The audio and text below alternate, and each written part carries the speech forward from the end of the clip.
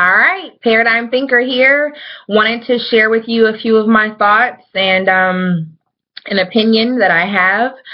Let me give you a quick disclaimer. I am not a licensed child psychologist. I am not a licensed psychiatrist, and I am not a licensed family counselor. So again, this is just my opinion based on what I see. This is just my opinion. You can take it or leave it. If you want to leave it, then fine. If you want to take it, much appreciated. All right, let me get into it. So I've noticed on social media websites, particularly Facebook, um, and a few videos on YouTube, obviously they've gone viral. In one instance, there is a young woman, a young lady who I guess was lying about her age, and her dad found out about it, and he decided to let the world know that his daughter was actually not, I think 15 or 16, but that she was like 12 or 13 because she had been engaging in conversations where the language was very inappropriate for a 12, 13-year-old girl.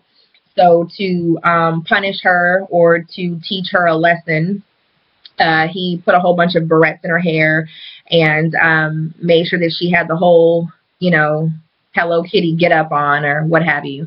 And that was posted on Facebook, and there were comments, where they were ranging from, great job, Dad, wouldn't be my daughter, to, oh my gosh, he's gone too far.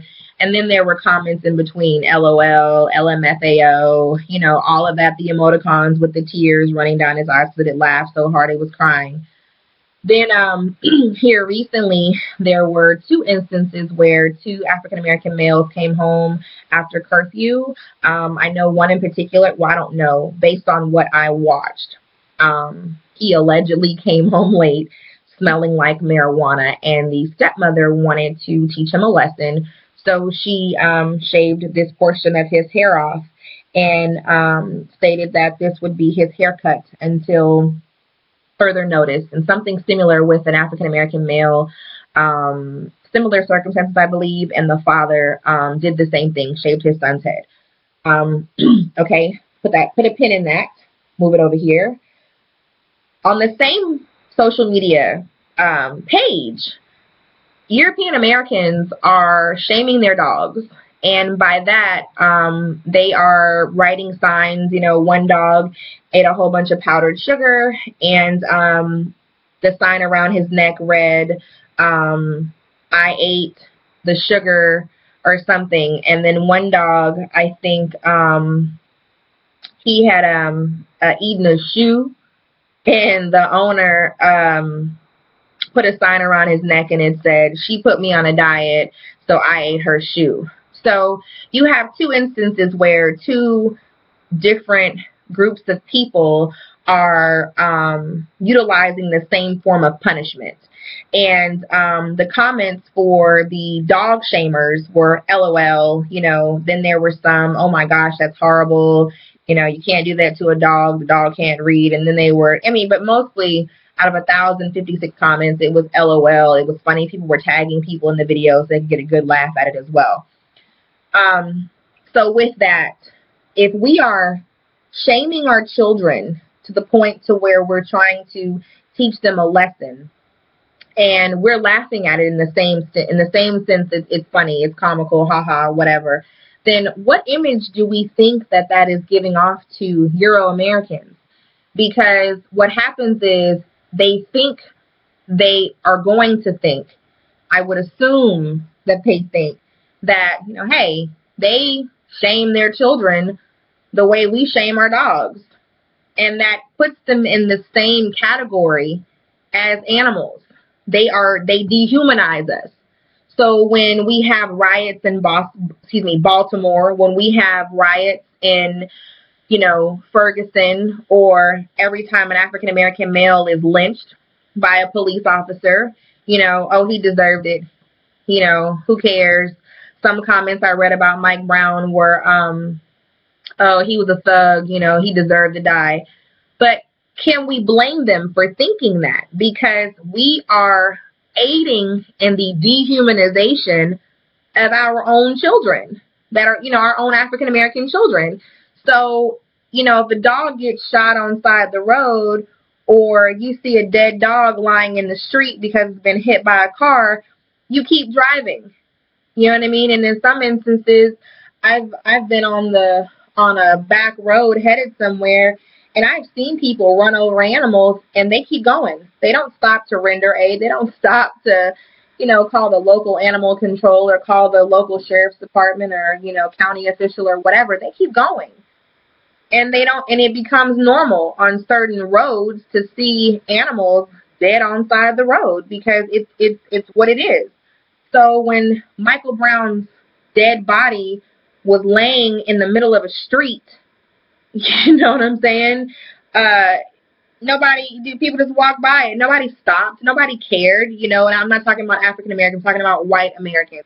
Okay, no one cared because they looked at him like he was another dead dog, another animal. Okay, and we are allowing social media and media in general to categorize us, to dehumanize us, and we're assisting in that process. So when something, the next African American male is lynched by, an officer who's supposed to serve and protect, the world doesn't care because, he's been euthanized like an animal. So we have to maintain a sense of accountability in our communities for how we portray ourselves. And no, I am not saying by any means that anything that happens in our community is all our fault. I am not saying that at all. What I am saying is, how can we expect for our communities to have a level of respect? How can we expect to have our communities to have a level of respect when we are portraying ourselves the way they already see us? You understand what I'm saying? We are portraying ourselves in an animalistic type of way. We are allowing them to continue to dehumanize us by punishing our children on public display as they punish their animals.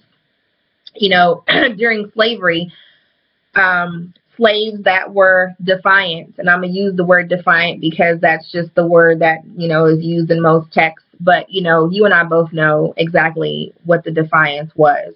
Nat Turner, for example, major revolution, major revolt. But before it got to that point, enslaved African Americans were desperately trying to live, to survive, not thrive, but just to survive. And at the point where they appeared as though they were being defiant, they put them on public display and they punished them. They would call crowds from miles and miles away to watch the degradation. They would call, people from all over. They would take pictures of African American males, being lynched, and they send them as postcards. Okay, they would have picnics. Pick a nigger. They'd pick one out the crowd. They'd hang them. They would be coming dressed in their finest Sunday attire. It was a show, of all shows. They would take a genital. They would take a finger and an ear for a souvenir. And in case you were a slave owner, or in case you were a community that had a population of African Americans, if you want to know how to keep your niggers under control, come on out. We'll show you how we treat ours. Maybe you'll catch some good ideas. Maybe this will catch on where you live, and then, your niggers won't rise up. It's the same thing that we're doing to our own children. We are publicly humiliating them. We are publicly shaming them. And then we expect for European Americans to not call us animals when we are treating our children the way they treat their dogs. That is a very powerful message. That is a very powerful statement that's being made, whether you think about it or not. Call me crazy, and maybe I'm thinking too much. I don't think so. I really think that is a portion out of 100%. That's probably 22% of the problem. So, again, let's be responsible for how we portray ourselves. We can't change the way that they see us.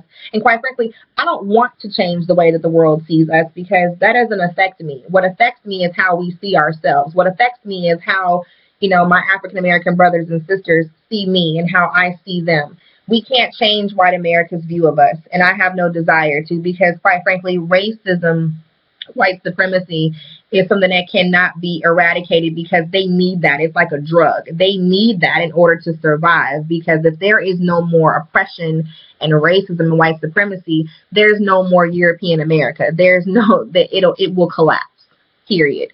So let's make sure that we are responsible with how we portray ourselves, and let's make sure that if we're going to shave our children's heads and humiliate them, you can contain that to your home, but let's not by any means allow them to further categorize us as animals. So that's my opinion. That is my,